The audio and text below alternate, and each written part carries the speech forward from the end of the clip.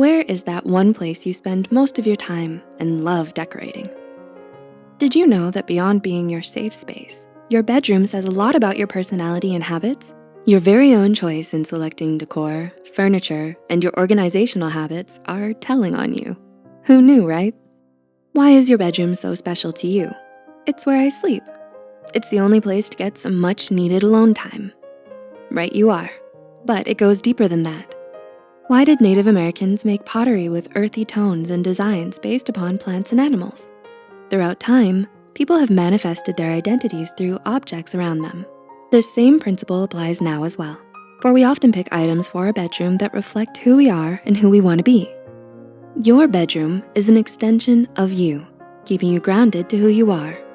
In Malcolm Gladwell's bestseller, Blink, The Power of Thinking Without Thinking, he references personality psychologist Samuel Gosling's experiment, which established a link between bedrooms and personality. Gosling's experiment asked total strangers to guess the personality of students just by observing their dorms. And their guesses were more accurate than the ones their close friends made. What? So Gosling used the results to break down the personality revealing aspects of a bedroom into 3 factors. In this video, we'll be discussing the 3 factors that specify how your space reflects you. Number 1, identity claims. So let's take a look around your room. Is that your favorite book over there? What's covering every other inch of your wall and why? Identity claims are what you are and what you wanna be. It's your attempt in shaping others' opinions of you. These openly reveal chunks of your personality for others to see. You put them out there for a reason, and they're doing their job well.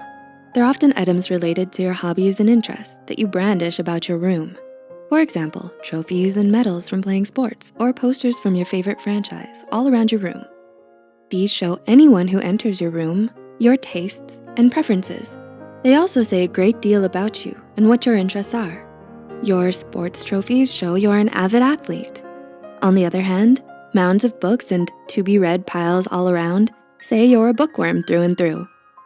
By looking at what you've chosen to display around your room, you can get a feel for what you prioritize as the highlights of your life and what you want your life to emulate.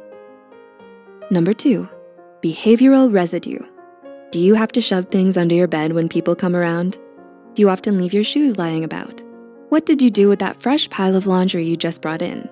Unlike identity claims, behavioral residue is what you unconsciously do with your room. It's all in the little things you do when you aren't paying attention. It could be leaving your dresser open or clothes out on the floor. These small habits say a lot as well.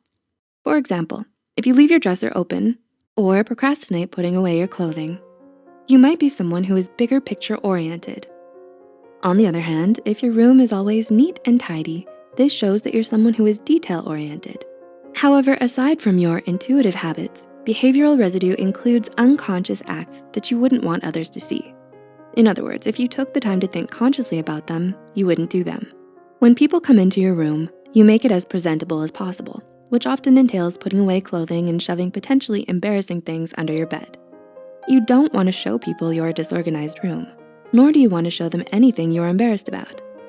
Thus, by looking at behavioral residue, you can see what you don't show people, and sometimes wish wasn't a part of your life to begin with.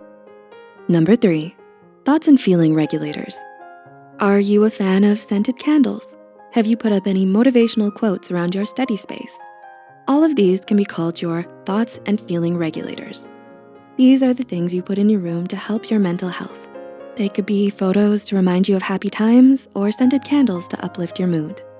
These self-care items reflect how conscious you are of yourself. By having a lot of them around your room, chances are you're well attuned to your emotional needs and what makes you happy. If you don't have them as a staple in your room, you might still be in the process of figuring out your emotional needs and what uplifts you. By looking at what you put around your room to regulate your mood, others can get a sense of the people, places, and activities that you enjoy most. Simply put, your bedroom is your mind's physical home, so it stabilizes, organizes, and embodies your identity. This is the reason why you feel most at home. We hope we were able to give you a little insight into the ways your space defines you. Did you learn anything from your bedroom? Perhaps it was something you've just noticed after inspecting it closely. Feel free to comment down below what your bedroom says about you.